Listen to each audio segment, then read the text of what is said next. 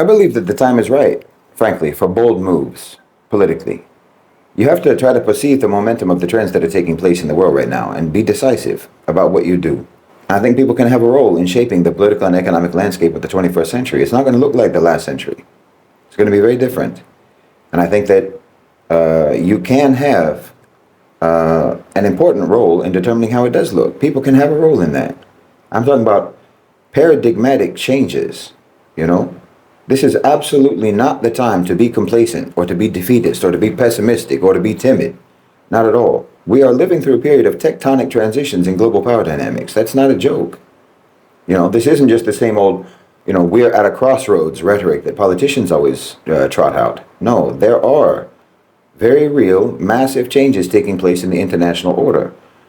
This transition period, this transitional period, is very real, and it opens up a lot of possibilities that were previously unthinkable. So we need imagination, we need creativity, we need boldness, and obviously we need organization and discipline and persistence. But I truly believe that we are moving into an unshaped future that we have the power to shape for the first time in a very, very long time. The West is eating itself.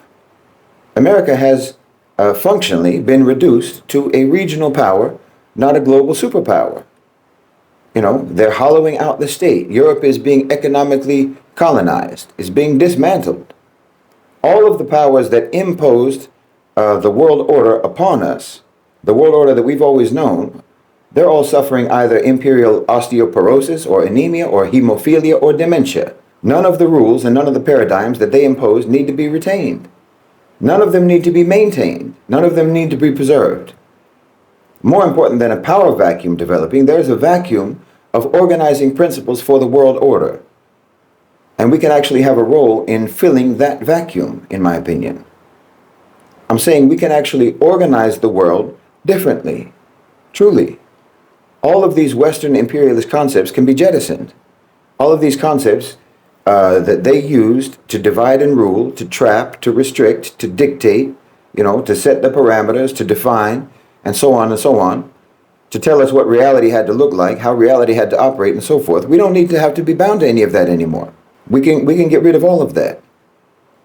I don't know if people really grasp how momentous this is, this moment that we're living through, how significant it is. Like, okay, you see Trump, for example, doing things and proposing things that seem completely out of left field. You know, buy Greenland, turn Canada into the 51st state, leave NATO, gut the federal government, defund USAID and the NED, on and on. But what I'm telling you is that he's not the only one who can do this. There is no inside the box thinking when the box is being taken apart. You can propose and initiate and pursue previously unthinkable things too, and you should.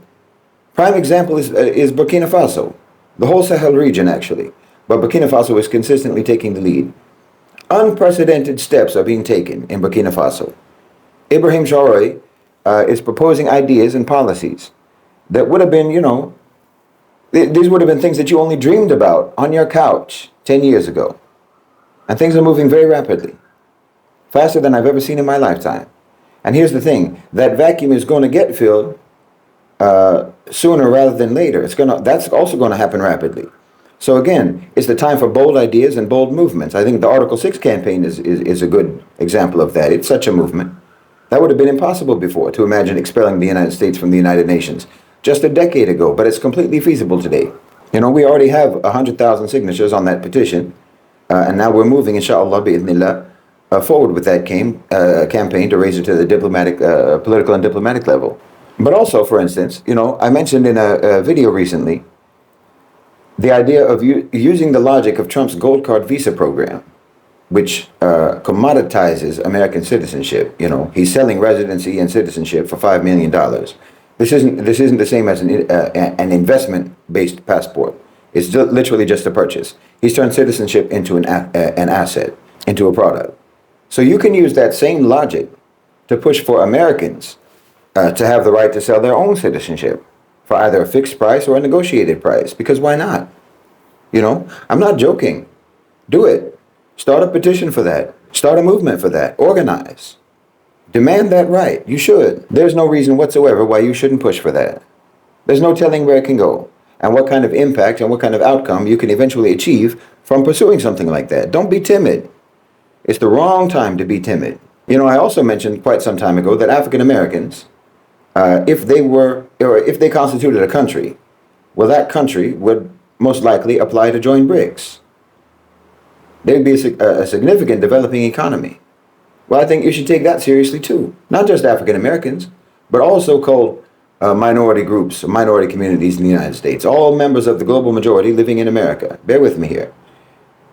This is an idea that could fundamentally shift the economic and political landscape for so-called minority communities in the United States or in the West generally. The prospect of these communities gaining recognition within BRICS as sort of economic extensions of their ancestral nations. It's not just a theoretical discussion. We're talking about real empowerment, real economic sovereignty, and real political leverage.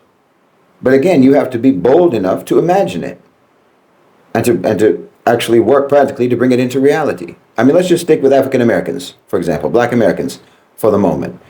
If we assess the African American community as if it were a sovereign country using the BRICS admission criteria, I think that the results would be quite compelling.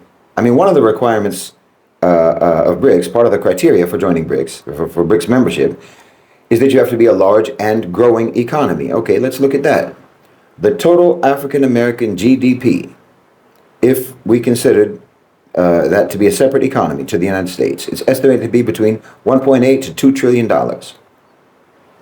making it roughly equivalent to the economy of Brazil, a founding member of BRICS, or South Korea, for example. Now, when we look at the Black American community and think of it as a distinct nation, as if it is a country, we will also see that it looks very much like a colonized country. So, for instance, while as an economy it's quite substantial, economic growth rates lag behind other BRICS nations due to systemic barriers like wage disparities, lack of wealth accumulation, limited economic sovereignty, and so forth, just like a colonized nation. Think about that. You can literally think of the African American community, the Black American community, as if we're talking about a colonized African country that rather than being invaded from without by colonizers, it was amputated from Africa and brought over to where the colonizers are. You know, it's a colonized African country inside of America. Just put that in your mind. Now, another criteria for BRICS, BRICS membership, is that you should have a diversified economy. Well, African Americans contribute to every sector in the American economy. You know, from media to technology, healthcare, finance, obviously entertainment and sports and so on. But again, just like a colonized country, there's a lack of control over major industries that they participate in. A lack of corporate ownership. Most economic participation is as consumers and as employees rather than as business owners or as investors. And obviously a great deal of that is again due to systemic impediments, just like a country under colonization. BRICS also looks at whether or not you have a significant trade volume. Well, obviously, African Americans, as you know, being under the American government, they don't have any control over international trade policies, but they do have high consumption power, about $1.6 trillion annually, probably more. They play a major role in America's overall trade relationships globally. That's a fact. Don't think of the African American community as just a collection of consumers within the United States, but think of it as a sovereign economic force, as a nation with its own global trade relationships. Like I said, if we took African Americans as a separate economy, it would be worth over $1.6 trillion in consumer spending, 1.8. That's larger than most countries. But the question is, are you just a market to be exploited? Or will you assert your own interests in global trade? See, this is exactly one of the issues that colonized countries have always had to struggle with, controlling their own trade relationships.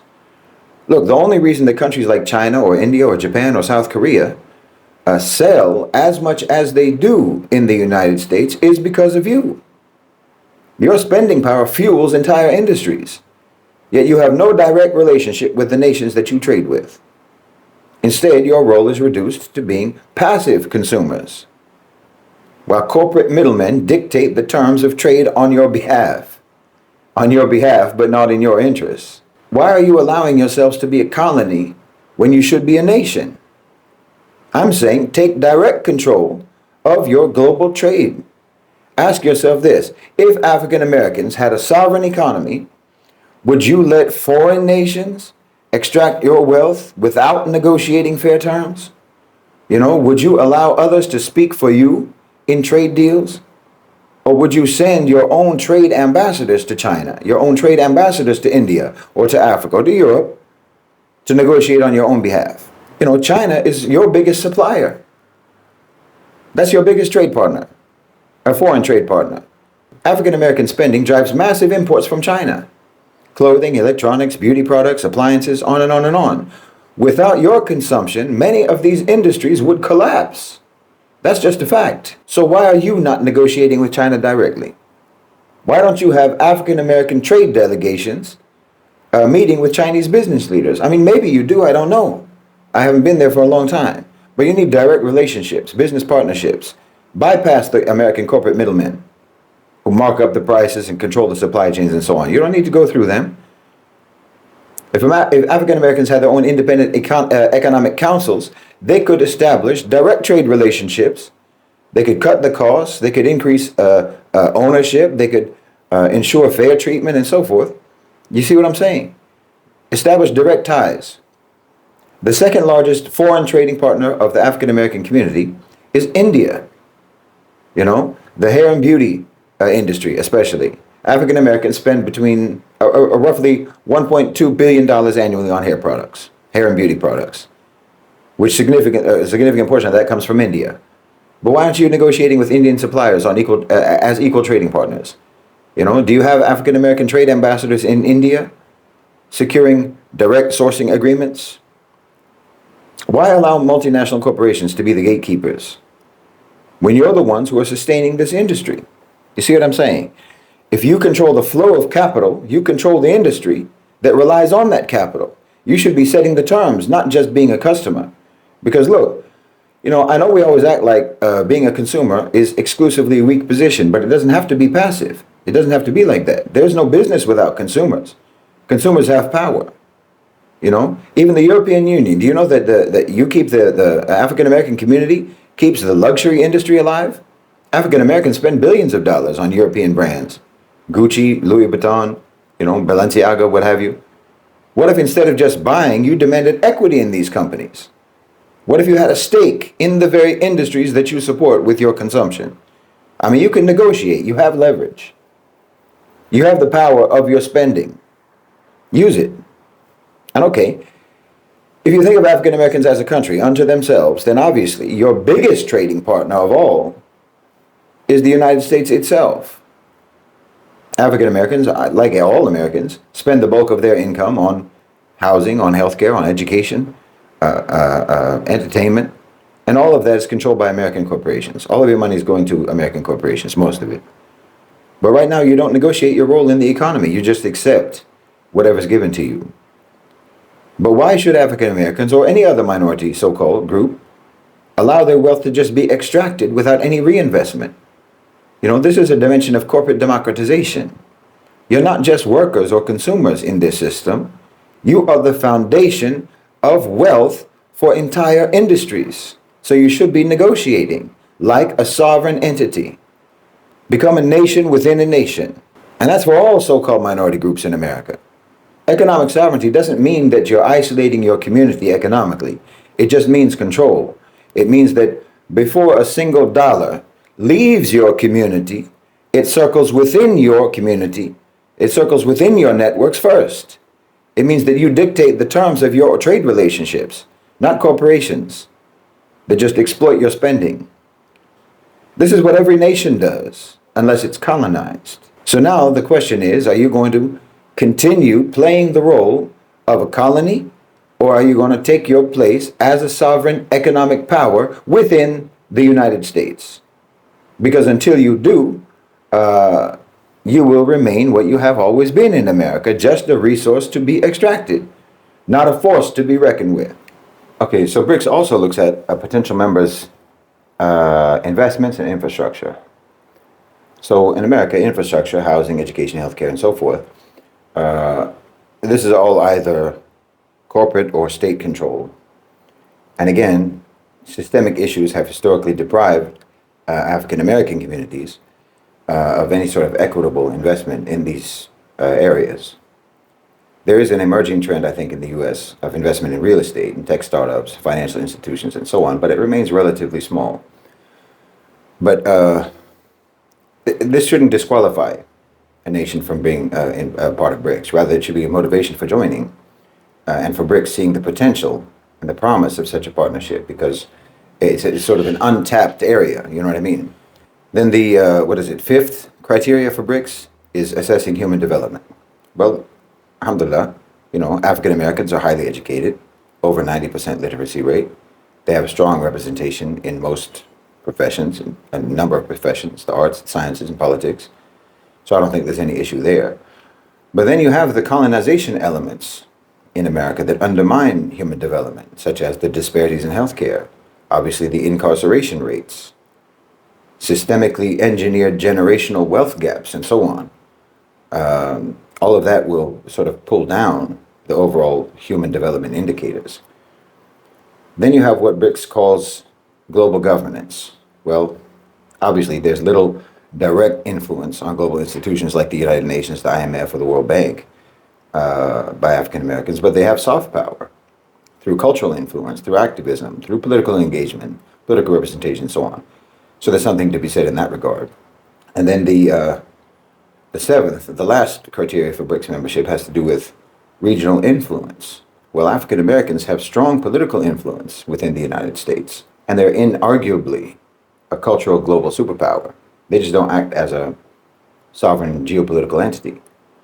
But through cultural exports, hip hop, sport, film, so on, activism, and again, political influence within both parties, they do shape domestic policies and indirectly influence international affairs. I think that argument can be made. So, if African Americans were to be assessed as a separate nation, they would likely at least partially qualify for joining BRICS. But there are some key limitations in terms of trade control, investment, autonomy, geopolitical influence, and so on. I mean, the economic scale is significant, but the lack of sovereign state structure and control over resources would be major barriers to full inclusion. But I'm not really talking about full inclusion. Just even by looking at BRICS membership criteria, you can see areas to focus on within any so-called minority community. Look at the ways of addressing those limitations and so on. I mean, the point here is to liberate your thinking from the paradigms and from the concepts and the self-serving rules that the colonizing nations imposed on the rest of the world to create the world order of the 20th century, and start pouring in new ideas, new ways of thinking, new concepts, and see what can develop. I mean, in my opinion, it makes sense to me to try to reimagine the status of so-called minority communities in the U.S., whether that's African Americans or so-called Latino Americans, Asian Americans, what have you, all of whom have historical and ancestral roots in the global South. In my opinion, they shouldn't be seen as just ethnic demographics within America. They are, in effect, diaspora nations that could potentially function as economic and political entities within BRICS, within some sort of a BRICS framework, as extensions of the nations from which they originate. We're talking about an unofficial sort of country within a country, one that maintains active economic ties to their ancestral homelands. I think that the political and strategic value of pursuing something like this is just incalculable. I mean, think about Indians from India. It doesn't matter how long an Indian has lived in America, or even if they were born in America. According to India, they are NRIs, non-resident Indians. They regard them as part of their nation, as part of their economy. The ties are strong as steel. Now, like for African Americans, obviously, many do not know which specific country, which land their forefathers came from in Africa. They don't know where their forefathers were when their feet stepped off the soil of Africa onto a slave ship. But again, Burkina Faso is putting forward a solution to that. to that issue by offering citizenship to any Western descendant of African heritage who was taken into bondage. Meaning, potentially, the African American community could choose to identify as Burkinabe, as part of the Burkinabe diaspora. So let's say we do away with the thinking of borders and whatnot, and just think about people. And any global South nation could include in their population and in their economy all of the people in America who come from that nation in the global South. You understand what I'm saying? No matter how long they came from there, no matter how long ago it was that they came from there. Or again, if African Americans, for example, choose to take up Burkina Faso's offer, then, for example, Burkina Faso becomes a population of not 22 million, but 63 million, living there and living in America. Non-resident Burkinabes, you know? And the same applies to every immigrant group, every so-called minority community in America. I mean, you know how they talk about that there's 2 million Palestinians in Gaza, 3 million in the West Bank, and so on. But no, the Palestinian population on Earth is around 15 million people at least. There's over 1 billion Africans on Earth. You understand? So-called citizenship is nothing but a compartmentalization for the purposes of making domination and oppression more manageable. So stop thinking within these kinds of frameworks, in my opinion. You are an extension of the land that you came from, a member of the global majority living in America. So build cohesion. Be one community spanning both countries. There's the in-nation population, and then there's the diaspora. And then you can work on a framework for BRICS to recognize the country's diaspora as an affiliate in its own right, as its own economic entity. I mean, obviously, this is not a simple process. BRICS is a block of sovereign nations and so forth. So, you know, how do you fit diaspora communities into that structure? Well, I mean, you could just redefine, you know, what it means to be a part of BRICS. And not necessarily as a country, but as a diaspora economic zone, you know, or a recognized BRICS extension or what have you. You know, obviously there's problems. Obviously there's challenges. I mean, the U.S. government would perceive this as a challenge to its own sovereignty. So, you know, you would have to emphasize and explain, I suppose, that economic self-determination is not political separatism. Historical precedents do exist. I mean, you have the Native American tribal sovereignty, for example. Yes, in fact, Native Americans should seriously consider BRICS recognition within BRICS, and membership for themselves as a sovereign people. Why not pursue that? I mean, of course, there's also fragmentation within so-called minority communities in America, within every so-called minority community. Not everyone agrees. It's not monolithic. So, you know, not every individual within these communities would recognize the value of this kind of a movement. So mobilization and education and so forth is critical. Of course, a well-defined legal and economic structure, you know, that's going to be necessary to make sure that it's viable, to make sure that it's in compliance with both American law and international law and so forth. But I don't see any reason why that can't be hammered out, you know, in my opinion. That's just a paperwork issue. To make this kind of a thing a reality, minority communities in the U.S. are going to have to work on their own unity, and they're going to have to develop institutional frameworks that mirrors a national economic entity. So, for instance, you want to establish some sort of a unified organizational structure. You know, you need to form like a diaspora economic council, maybe, to serve as a governing body in some fashion. Regional chapters, maybe advisory boards with economic, legal, and diplomatic experts, if you can find them. You know, establish some sort of a mission statement, obviously, that aligns with the BRICS principles of South-South cooperation, because that's what you have to think of yourself as. That's how you have to think of yourself, as a part of the Global South who are incidentally in the Global North. I mean, and you have to prove your economic viability to BRICS. That means, you know, create, for example, a diaspora business and trade registry to unite so-called minority-owned businesses. Develop, diaspora investment funds to pool financial resources. Try to partner with BRICS-affiliated banks to negotiate investment and trade opportunities. You know, mobilize politically, mobilize diplomatically. Try to engage directly with BRICS embassies, with embassies of BRICS countries, policymakers, and so on. Host diaspora summits with BRICS ambassadors, and economic leaders. Send official delegations to BRICS forums to advocate for recognition. Build alliances with diaspora-friendly politicians within the U.S. You can even, draft your legal agreements outlining how BRICS nations can potentially engage with U.S.-based diaspora groups, how that would work. Assess international legal frameworks that support diaspora economic recognition. Just think about it. Brainstorm. A movement like this can't succeed without grassroots support, so you also need to launch BRICS diaspora information centers or events, organize town hall meetings, public forums, involve local leaders, business owners, activists, and so on. Engage with BRICS members, with BRICS member nations directly if you can. Once you've established your own internal structure, then you need to seek engagement, official engagement with BRICS leadership. Draft a formal proposal at a certain point to BRICS leaders, outlining your proposal and its benefits, the benefits of recognizing a sort of diaspora economic zone or diaspora economic extension of a BRICS country. Try to host some sort of BRICS diaspora economic summit to solidify those partnerships, solidify those relationships. This is more than just about economic opportunities, This is about rewriting the rules of global engagement.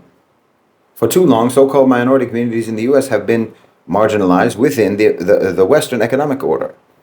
Aligning with BRICS, or anyway, aligning with the Global South, provides a pathway to bypass this dependency, reclaim some sort of financial sovereignty, connect with global networks that share your interests and share your struggles and share your heritage. In my opinion, the time has come to think beyond the confines of national borders and the whole 20th century way of thinking, of looking at things. Because you're not just minorities, so-called minorities in America. You're economic and cultural extensions of the Global South. That's what you are. Capable of leveraging your collective power for real economic transformation.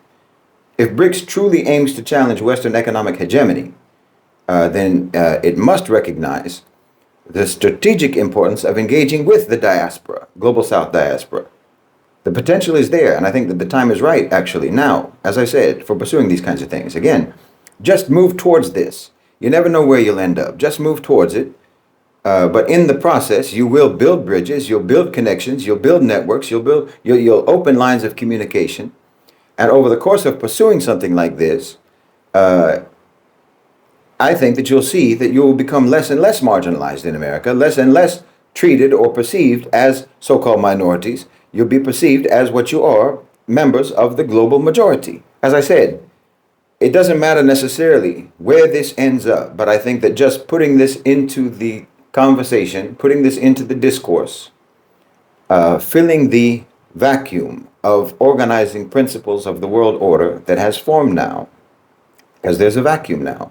So you need to fill that vacuum, pour as much as you can of new ideas, new concepts, new ways of organizing, new ways of defining, new ways of identifying, new ways of understanding relationships between, for example, the Global South and the Global North, particularly within so-called minority communities, particularly when we're talking about people who are factually extensions of the communities that they came from, the countries that they came from, the nations that they came from, and that they just happen to be in a different location. Okay? Citizenship doesn't cut the tie. If America gives you a passport, that passport doesn't represent a wall between you and where you came from. So I think that this needs to be pursued. And again, where it ends up is less important than what you can accomplish during the course of pursuing that eventual destination.